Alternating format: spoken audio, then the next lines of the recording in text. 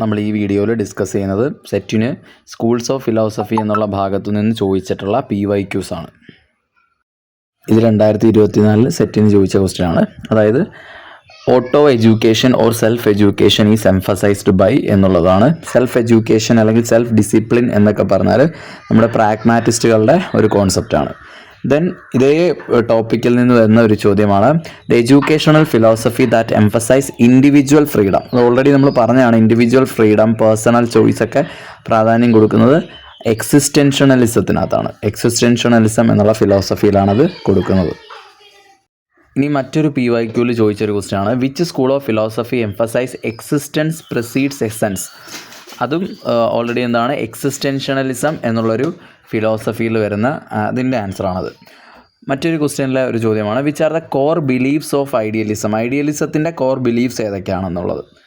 അപ്പം soul is immortal എന്നുള്ളത് നമ്മൾ സോളിനൊക്കെ പ്രാധാന്യം കൊടുക്കുന്ന ഐഡിയലിസമാണ്. അപ്പം കറക്റ്റാണ്. ട്രൂത്ത് ഈസ് അബ്സല്യൂട്ട്, ട്രൂത്തിന് പ്രാധാന്യം കൊടുക്കുന്നുണ്ട്, അതും ഐഡിയലിസമാണ്. ഫിസിക്കൽ സയൻസിന് പ്രാധാന്യം കൊടുക്കുന്നില്ല, അപ്പോൾ C തെറ്റാണ്, മറ്റേതും കറക്റ്റാണ്. അപ്പോൾ ആൻസറായിട്ട് വരുന്നത് Aയും Bയും Dയും ആണ്.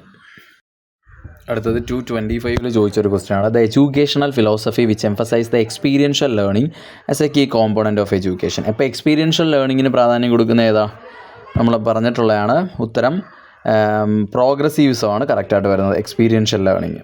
ഓക്കെ, ഇനി അടുത്ത ഒരു ചോദ്യമുണ്ട് the philosophy of education which was proposed that census are the gate ways of knowledge. അപ്പോൾ സെൻസസിലൂടെ നേടിയെടുക്കുന്ന നോളജിനൊക്കെ പ്രാധാന്യം കൊടുക്കുന്ന ഓൾറെഡി എന്താണ് നാച്ചുറലിസമാണ്.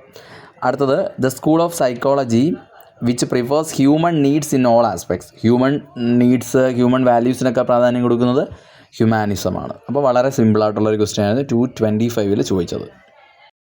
2020 ചോദിച്ചൊരു ചോദ്യമാണ് അതിനകത്തെ third question the educational philosophy which supports the concept values absolute and unchanging. അതായത് നമ്മൾ ഓൾറെഡി ഇത് പറഞ്ഞതാണ്.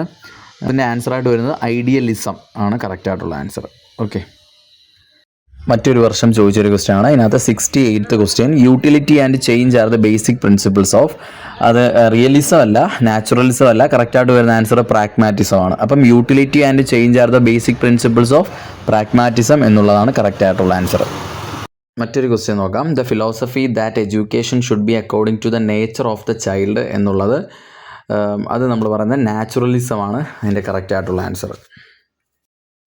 അടുത്തൊരു ചോദ്യമാണ് the philosophy which describes the metaphysical view that associate reality of ideas in the mind rather than two the material objects. അതായത് റിയാലിറ്റിക്കും ഐഡിയാസിനും ഒക്കെ പ്രാധാന്യം കൊടുക്കുന്നു മറ്റുള്ള മെറ്റീരിയൽ ഒബ്ജക്ട്സിനെക്കാട്ടിൽ. അത് കേൾക്കുമ്പോൾ തന്നെ നമുക്ക് മനസ്സിലോട്ട് വരണം that correct answer is idealism. Okay, അടുത്തൊരു ക്വസ്റ്റ്യൻ ആണ് an educational system that facilitate scientific progress. അപ്പോൾ സയൻറ്റിഫിക്സ് അല്ലെങ്കിൽ സയൻസിനൊക്കെ പ്രാധാന്യം കൊടുക്കുന്നതിനകത്ത് ഏതാണെന്ന് നമുക്ക് കണ്ണു അടച്ചുകൊണ്ട് പറയാം നാച്ചുറലിസ്റ്റിക് എഡ്യൂക്കേഷനാണ് അതിനകത്ത് കറക്റ്റായിട്ടുള്ള ആൻസർ.